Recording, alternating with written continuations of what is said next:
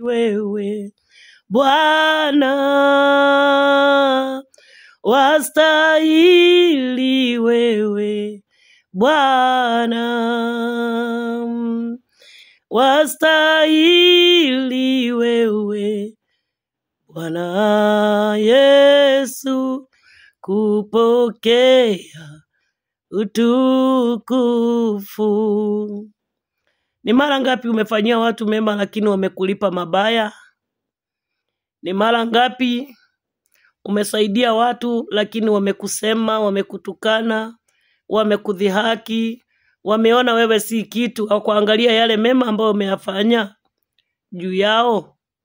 Kumbuka kwa habari ya Ana, yeye hakumtazama Penina, hakuangalia matukano, hakuangalia matusi yote, hakuangalia kule kutukanwa kwake, hakuangalia madharau yote aliyomuonyesha. Ana alimtazama Mungu. Ana angelimwangalia Penina singeona uchungu, kwa sababu Penina alikuwa na kile Ana alikuwa akihitaji. Na Penina kwa nini alikuwa akimdhihaki Ana? Ni kwa sababu Ana hakuwa na watoto ama hakuwa na mtoto. Kilichomsaidia Ana ni kutazama yule anayepeana mtoto. Sometimes don't deal with the people, deal with the most high God. Wakati una deal na maadui zako, ujue ya kwamba huna nguvu ya kupigana nao. Huko mbinguni kuna kitabu cha hukumu, na Mungu akiwa mbinguni hutazama ni nani mashitaka yake yameletwa. Mtu yeyote ambaye uliwahi kumfanyia mema, mtu ambaye yeyote uliwahi kufanya kitu kizuri kwa ajili yake, lakini akukulipa mema, sio wewe utadeal naye, si wewe utapigana naye, si wewe utarudisha, kwa maana vita vyetu si vya damu na nyama. Wewe mshtakie kwa Mungu, wewe mueleze kwa Mungu. Na utakapomweleza Mungu, anapopitia kile kitabu cha mashitaka, anakutana na jina la mshtaki wako. Huwa ninasikia huzuni sana ndani ya moyo wangu. Wakati mwingine unakaa unatafakari mambo ambayo umewahi kufanyia watu, au mambo ambayo unawafanyia watu, lakini hakuna wakati wamekaa wakakuelewa. Hakuna wakati wanakaa wanajua ya kwamba wewe ni nani na kile ulichofanya.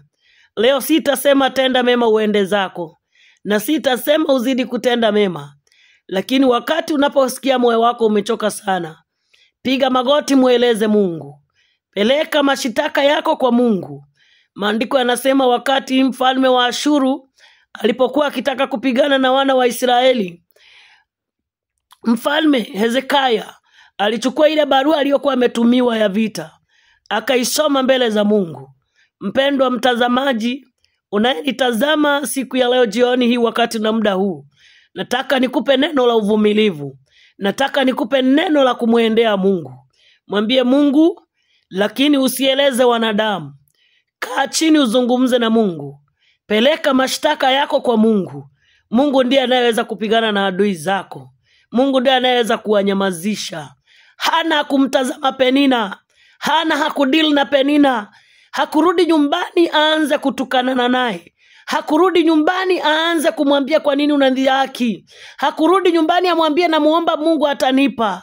Lakini alikaa, kila asubuhi alienda kumtafuta Mungu. Na wakati wa kutoa sadaka alienda na mume wake Elikana kutoa sadaka. Hakulalamika, hakuhangaika. Kwa nini hakuhangaika? Acha nikwambie ni kwa nini. Ni kwa sababu orakayanda yazekayanda, Penina hakuwa na kile harikamozai, hakuwa na kile ambacho Ana alikuwa anakihitaji.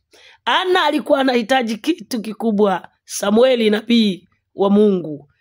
Leo hii una akina Penina wangapi wanakudhihaki, wanakutukana na unaishi nao pamoja, wanakudharau, wanakuonyesha kana kwamba wewe si kitu mbele zao. Hata unapozungumza hawawezi kukusikiliza. Nilalo neno kwa ajili yako utakayenisikiliza. Usinitazame mahali niliko ninapotoa ujumbe huu. Lakini nilipokaa nikatafakari ni mangapi mema umefanya kwa watu na hawakuelewi na hawakutathmini na hawakuhesabu kuwa wewe ni kitu. Hata unapozungumza wanaona ni mabaya tu. Ninalo neno ni kwa ajili yako. Usiku wa leo ni ujumbe kutoka juu mbinguni ya kwamba usiogope, tazama huyu aliyekuweka. Usiogope, endelea mbele na safari. Kumtazama Penina ni kukata tamaa. Kumtazama Penina ni kushindwa kupokea hatima yako. Kumtazama Penina ni kushindwa kuendelea na kile Mungu amepanga kwa ajili yako. Utakapoungana na Penina, hautampata Samueli. Maana furaha ya Penina ni wewe usimpate Samueli. Kumbuka Penina alikuwa na watoto, lakini Hana hakuwa na watoto. Hivyo basi, Hana angelimtazama Penina, asingelimpata Samueli. Leo hii tuna historia ya Samueli, ya kwamba baada ya Hana kumtazama Mungu anayemtoa Samueli, ndipo akapewa Samueli. Hana hakutazama watoto wa Penina, wala hakumtazama Penina, alimtazama Yesu ili aweze kumpa Samueli. Oh my God, my Lord. Mungu akupe kile unachoomba. Mungu akupe uhitaji wako. Usipigane na mwanadamu, usijibishane na mwanadamu. Nilisema hapo mwanzo kwenye hiyo clip ya mwanzo ya kwamba kumcha Bwana ni chanzo cha hekima. Mtu yeyote anayeongozwa na Roho wa Bwana, ndani yake ana hekima na maarifa ya Mungu. Roho Mtakatifu akiwa ndani yako, atakuwisha, atakutengeneza, tena atakufariji moyo na atakufundisha kuendelea mbele na safari ya wokovu. Kwa maana wokovu si rahisi. Unapokuwa na Mungu, usiogope jambo lolote. Deal na anayepeana, achana kudeal na waliopewa kabla yako. Amina.